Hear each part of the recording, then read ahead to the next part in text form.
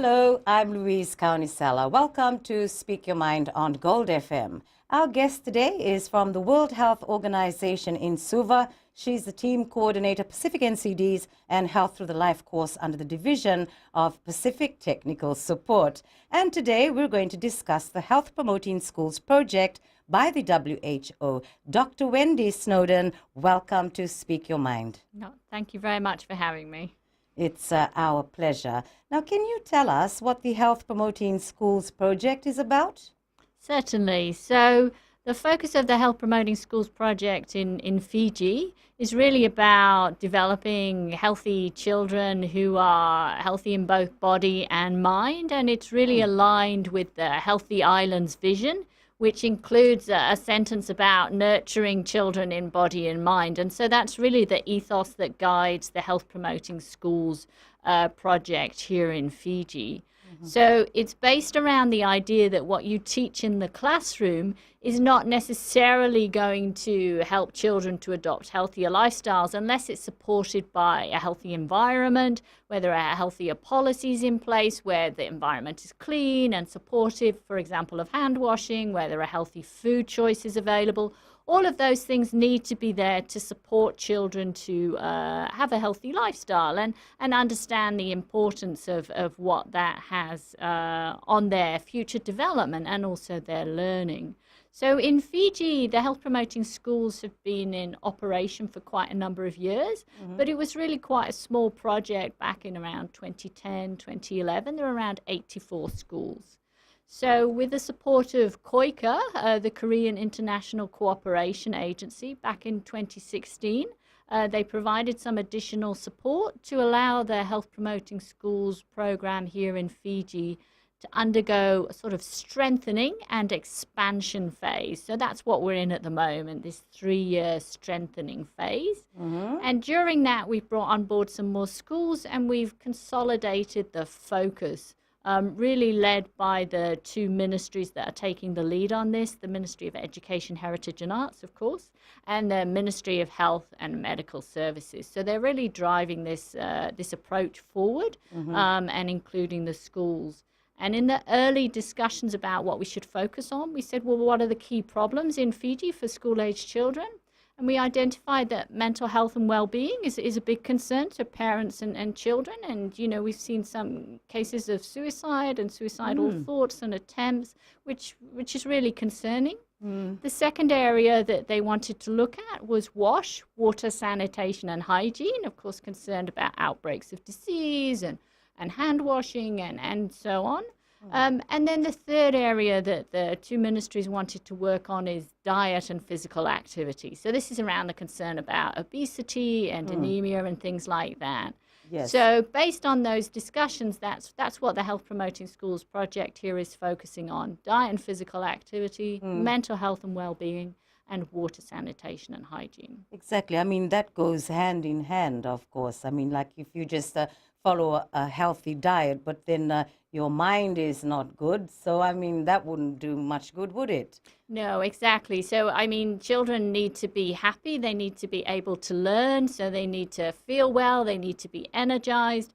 And only if all of those components are in place, it's no good if they have an upset stomach or if they're feeling sad, then they're not going to be able to learn and develop. Exactly. So that's really what we're trying to support here in Fiji. That's lovely. Now, why is it important to have health promoting schools in Fiji? I mean, I'm sure you've answered quite a bit of it already, but yeah, why is it important to have health promoting schools in Fiji?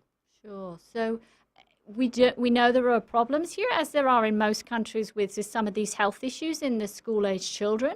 So they are affecting the children here in Fiji. And of course, we want to try and support activities that will make a difference. So the evidence globally and from studies and from other countries is really that if you want to change children's behavior, then the schools are a really good setting to do that. They spend quite a lot of time in schools.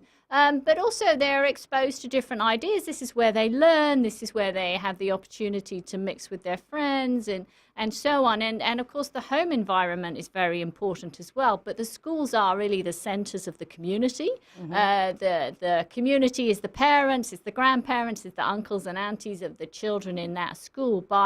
So by creating a sort of health promoting schools, you're creating this health promoting center really in the community, which can actually help to encourage healthier behaviors in the community more broadly as well. Yes. So how many schools are participating in the Health Promoting Schools project? Sure. So we have the original 84 that were part of the original Health Promoting Schools program. Okay. And then in this project phase, we've introduced 2 new phases or timings of introduction of schools. So an additional 89 in the first phase and then 115. So now it's 289 schools are now participating in the Health Promoting Schools program here in Fiji. Well, that's great. So when did the HPS project begin? And when will it end?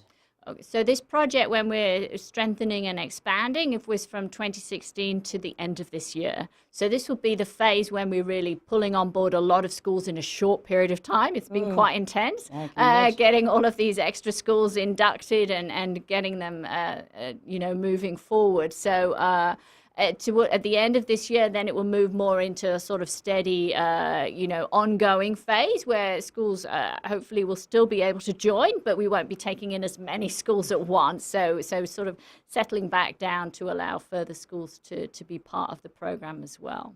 Okay, so you work with other government ministries, I believe, with this project that you've been doing. So how do they help you get your objectives in place to have healthy school children? Sure.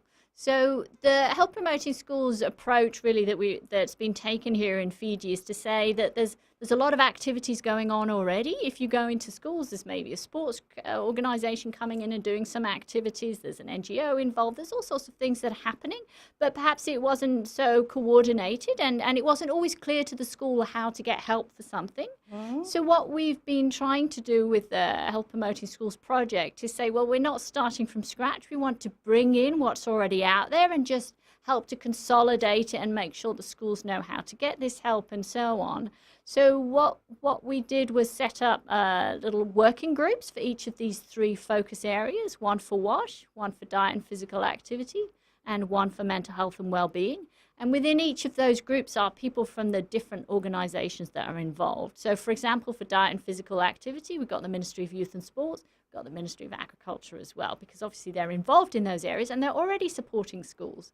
So these groups involve other government ministries, they involve NGOs and other organizations as well. So each of them coming in together has helped to bring in a different component. We have some other UN partners like UNICEF and UNFPA also in there as well, and FAO, just sort of bringing together their projects and saying, well, can we focus our attentions on these particular areas, and can we make sure that the schools have all the support and help that they actually need to make some progress. Lovely. Hey, we'll be back shortly on Speak Your Mind, Gold FM, only the classic hits.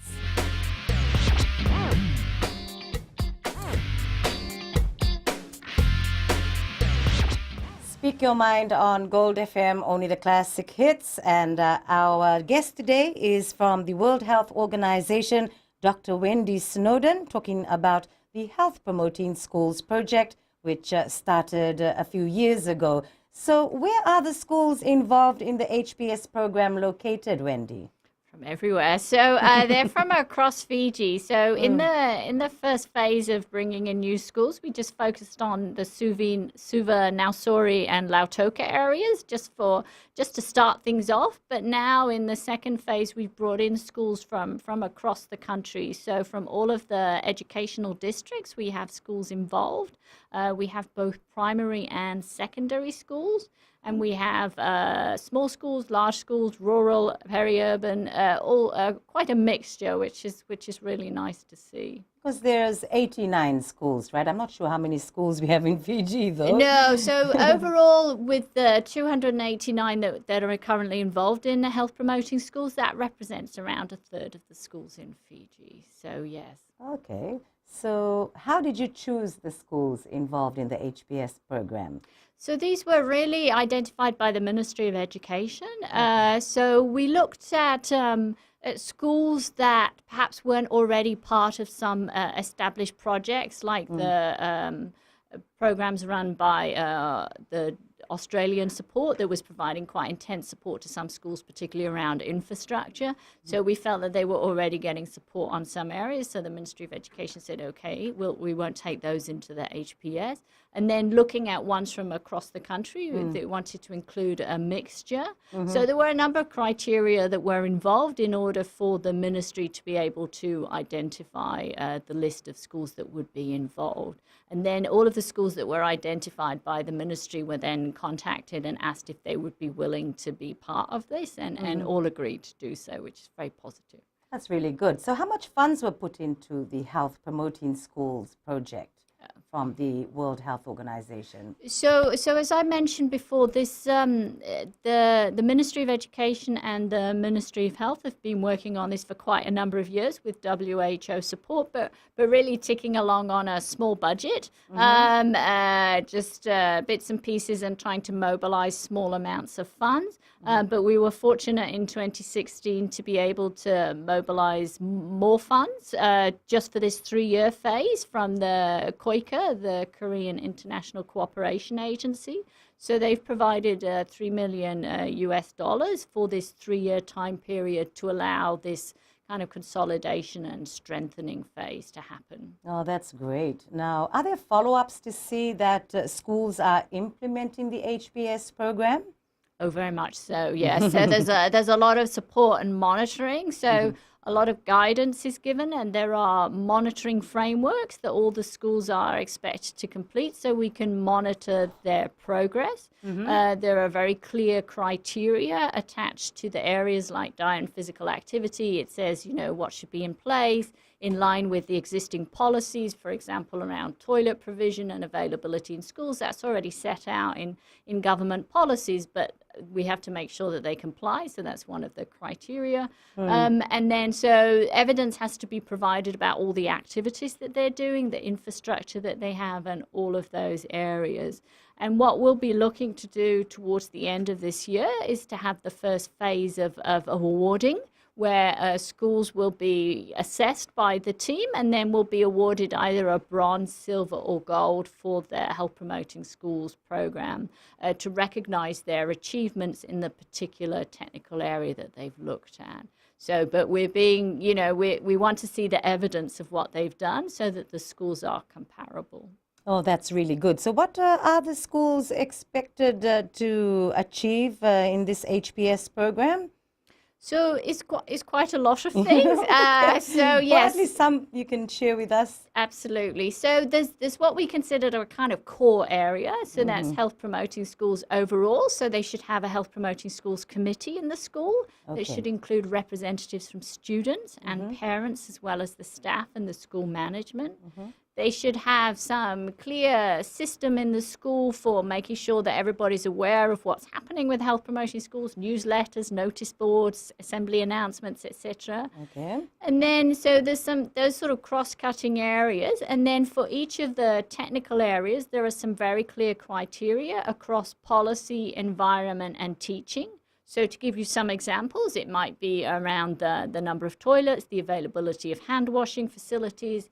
Is there a separate walkway for children to go into the school grounds so they don't have to fight with the cars to get in and out, putting them at risk? That's dangerous too, yes. Are there school grounds for them to be physically active in? Is there a school garden? Does the school canteen have healthier choices available at all times in line with the canteen policy? I like that one with the canteen policy about having healthy food, because do you think that most of our schools are providing healthy meals for the children? So it's a mixture at the moment. The Ministry of Education did introduce a new school food policy a couple of years ago, and that's still really in the process of schools adopting it and learning to use that policy, because it's got very clear criteria about what schools should and shouldn't have available within the school grounds in terms of foods and drinks. So I that think would quite be a bit like, of work is maybe, needed. yeah, it would be a bit of work. I mean, well, at least they should be having fruits So yes, it and specifies things that you should have local foods available, you should have fresh food as snacks, that there shouldn't be very sugary drinks available, that they shouldn't be selling confectionery and things like that, and fried snack foods. So it's quite clear guidance from the Ministry of Education, and some of the schools have really moved forward with that very well. And Yes. we've had some really great reports from some of the schools about how enthusiastic the children have been, and how, in fact, the canteen is making even more money than they were before with the healthier options. So Yes. it's really about adapting what they were doing so that they can be consistent with the guidelines, the policy. Yes. And the Ministry of Education and Ministry of Health are actually going around and doing checks of the school canteens and providing guidance to them. So I think it's in transition still. So Yes. some schools still doing really well, and some schools not so well. So hopefully, as time goes on, more of the schools will be complying with that Yes, policy. absolutely. I mean, if you're listening in and your child is not being served a balanced diet, well, you can let us know. Call 3220906. We'd love to know. And it is so important.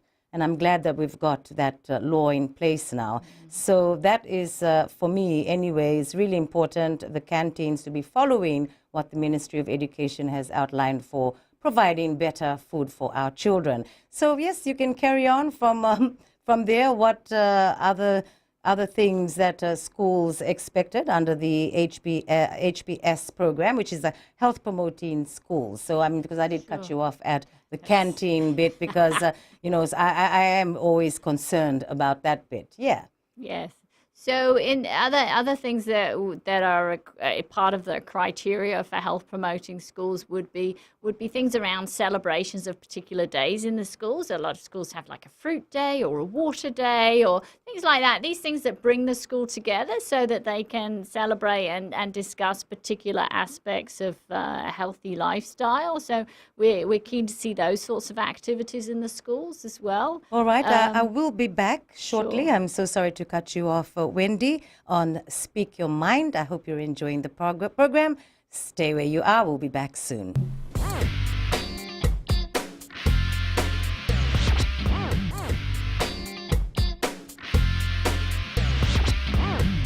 Speak Your Mind on Gold FM, only the classic hits. It's good to be with you, and it's even better to be with Dr. Wendy Snowden, who is talking about the Health Promoting Schools project by the World Health Organization. So you've said that you've added on a few schools. There's about 89 now, and what we were speaking about earlier is about what schools are expected to do. Certainly, yes. So for the mental health and well-being areas, we've been providing support to make sure that the staff in the school are able to recognize early signs of mental concerns amongst their students. So some of the activities that we've been helping the schools with, and that are part of their criteria, are to make sure that there's information readily available about who the children can contact if they feel upset or concerned and they want to reach out for help, call numbers and people that are known in the school who they can make contact with.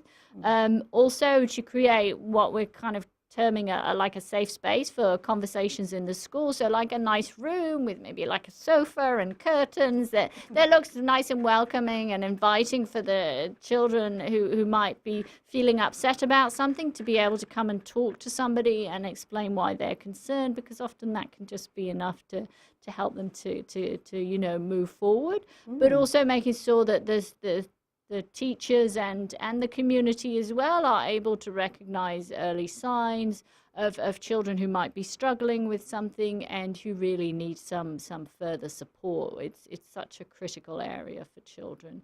And you know, there are a lot of services available, but they don't necessarily know about them. So we just need to make sure that the school's really promoting those as well, those existing services from Ministry of Education and Health.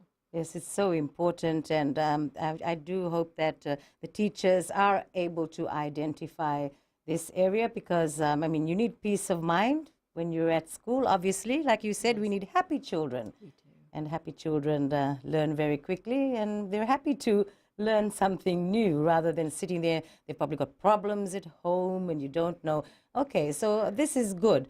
Now, can you talk about the impact that a successful HPS or Health Promoting Schools program can have on the lives of children?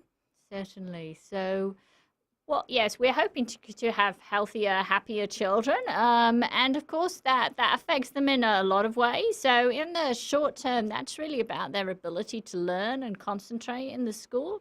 If they're unhealthy, if they've got an upset stomach or they're anemic because they don't have enough iron in their blood, then they're not able to learn as well in school. They're not going to develop as well. It can even affect their growth. So these sorts of approaches are really intending to give the children the best opportunity to grow up to their full potential, both physically and mentally, that they come out of school having really absorbed what their teachers have been sharing with them, that they've taken the full opportunities from that they've not been sick too often, and all of those issues have not been really affecting the quality of their development. And of course, longer term, what we're hoping to do as well is that they develop into healthier adults. So there's a phase when they're actually at schools that we're concerned about, but then the habits that you develop as a child generally continue until later life.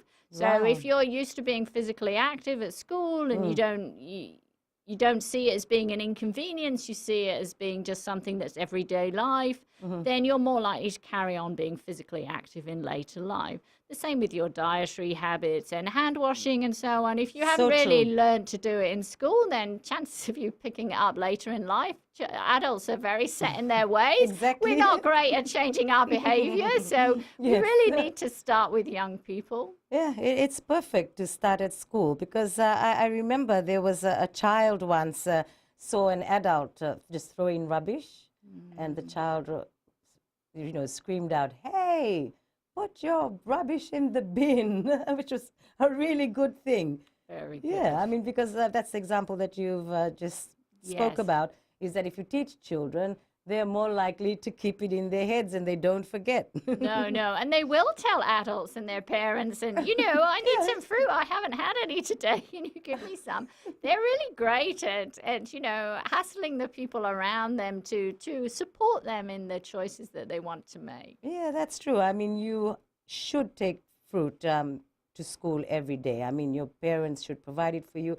But what about if the parents are poor? I mean, well, I suppose we've got local fruits. I'm sure they can get a heap of wheat or something for $2. It's just a matter of, just planning out something properly. Yes, I mean, I think we've encouraged school gardens. There's an existing policy within the Ministry of Education that schools can have gardens and how they should be set up. So I think that's a great opportunity to actually produce a few things in the school, and the children can learn how to look after a garden. And that But was so good. That's a yes. great idea because, I mean, even if they do the cooking in the school canteen, they can use the fresh veggies. Yeah, so some of the schools are already doing that when their gardens are doing quite well. That Lovely. they allow children to try and taste some things that perhaps they haven't had before, but they're also going into the canteen as well. So it's a great kind of multi-level learning opportunity for them. And the Ministry of Agriculture has been providing a lot of support to the schools to help them with their gardens and setting them up, and even helping them establish composting in the school so that they can keep the garden nice and healthy.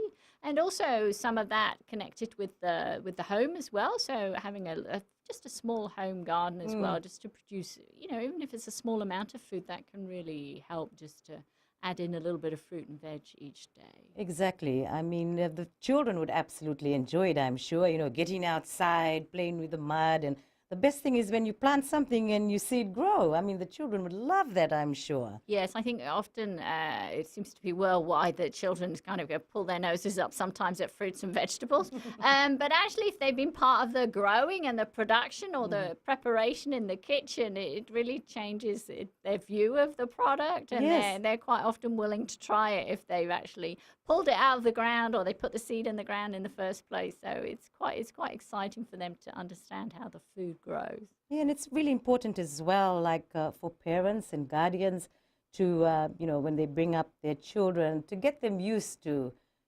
fruit and vegetables. I mean, from a very young age, maybe from a baby, so that child would, actually love vegetables and fruit. So obviously, it's important that we have parents and guardians also doing their part with the schools. Yes, and that's right. Really, with the Health Promoting Schools program, the approach is it's the school connected with the community and the parents, and that's why parents have to expected to be on the Health Promoting Schools committee and involved in what's happening and supporting those activities, because we need all that to be connected together if children are really going to have those opportunities. Yes, and I've noticed that they do give anemia tablets in school now, which is good, like you're saying, because of the World Health Organization working with the Ministry of Education, because it's been identified that a lot of children actually have anemia. Yes, the Ministry of Health's surveys before of different age groups in Fiji has identified quite a substantial problem of anemia across age groups, but also in school children.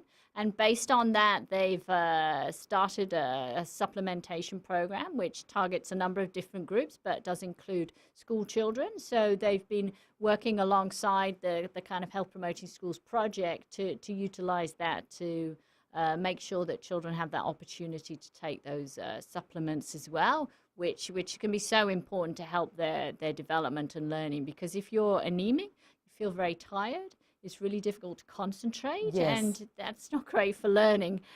So it is really important to make sure that we've tackled that problem of anemia in that group as Yes. much as possible. That's great. I mean, for me, it's a first that I've heard that we get anemia tablets in school. But we'll be back soon on Speak Your Mind, Gold FM, only the classic hits.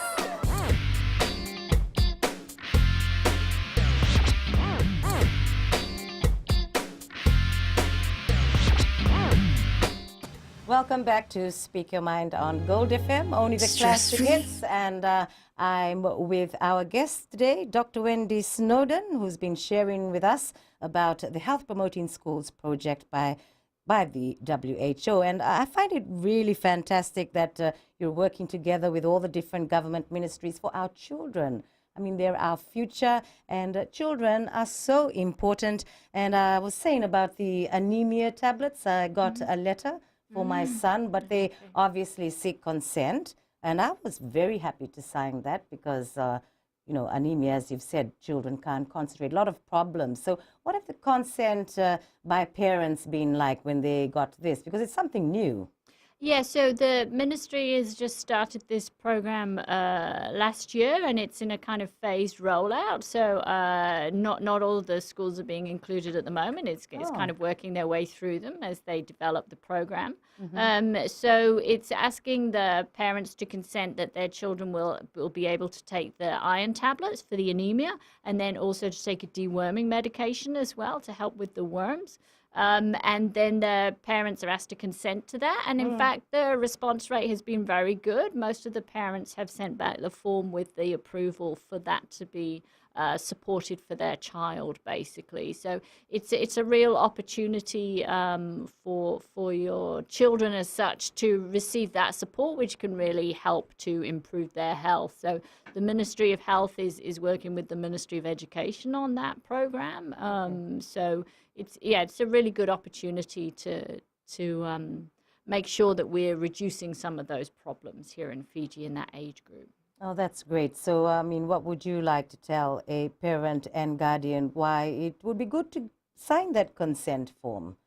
Sure. So as I mentioned before, we really focus on anemia and for those particular program on anemia and then also on the worm infestation. So with both of those, what happens is that children feel unwell, they feel tired, they can have stomach upsets, and it really can affect their growth and development. So it's an opportunity to make sure that your children have the deworming, which can help to clear out the worms in their body. And then the work around education and hand washing and things like that, wearing shoes can reduce the chance of getting infected again. Right. But then also with the iron supplements, that can really help to complement what they're already eating in their diet, which is obviously being taught in the classroom. So Mm. it can help them to feel better and more energized as such, because if they're iron deficient, then they won't feel so great. Exactly. So, are there any success stories you may wish to share with us? Sure. So I think the schools have been really the center of obviously this program.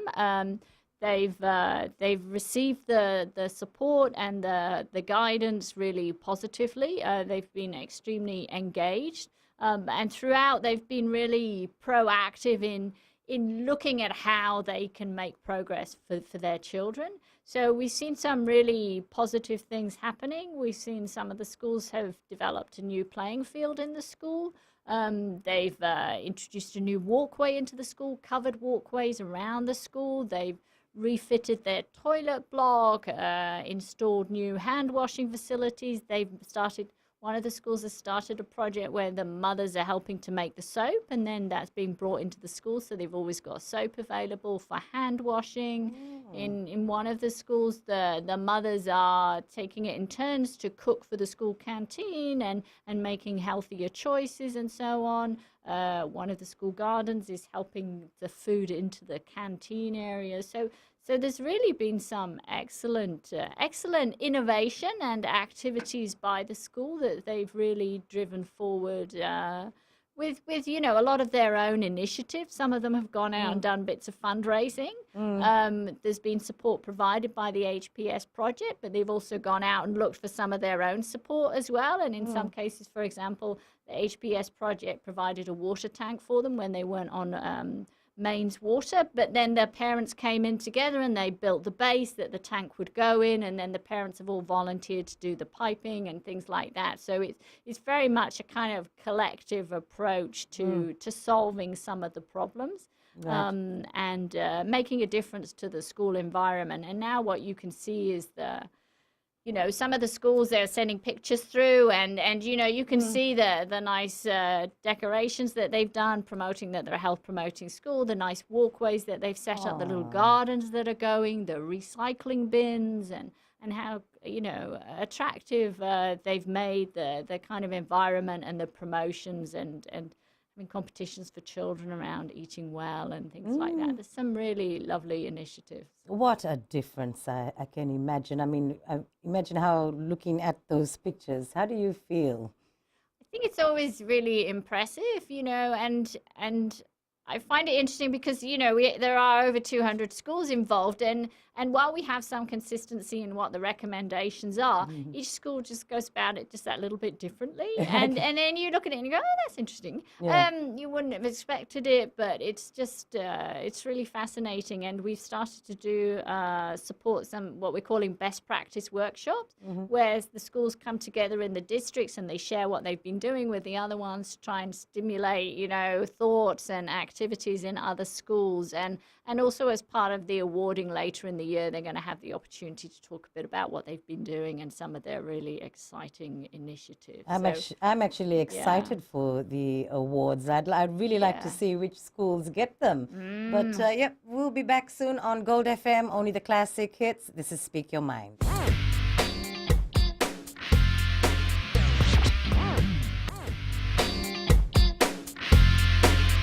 This is Speak Your Mind on Gold FM, only the classic hits. Thank you for your good company. And our guest today is from the World Health Organization, WHO, Dr. Wendy Snowden, and talking about the Health Promoting Schools project, which I think is fantastic. Now, in addition to a focus on a healthy diet, I believe many school incinerators have been replaced, like you've said earlier, and have organic waste composted.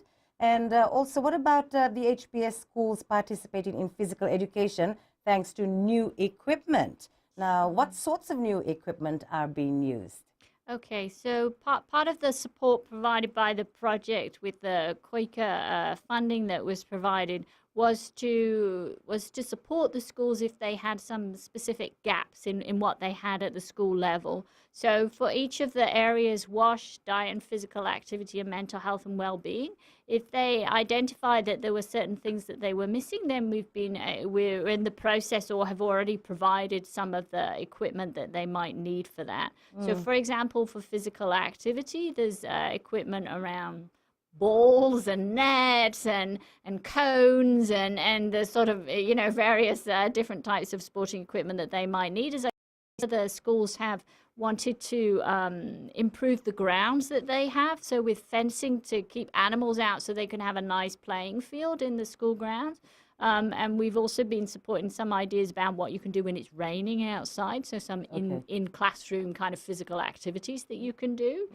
For the canteen, there's been some support around cabinets and counters and cookers and fridges and things like that they might need to be able to help them to prepare healthier foods. For the WASH, then some support around tanks and sinks and toilets and taps and things like that, soap dispensers. So it's really based on what the school didn't have already, either because it's been broken or they didn't have in the first place. So, and building upon the existing support that they were able to mobilize from elsewhere. So I think it's been really good. We partners with NetGo, which is a New Zealand funded program focused on sort of netball based physical activity in primary school children, and they've been providing some really great packages of support for the schools, training and netball related equipment to the schools, so they come to a training and they get these takeaways to go home and take back to the school and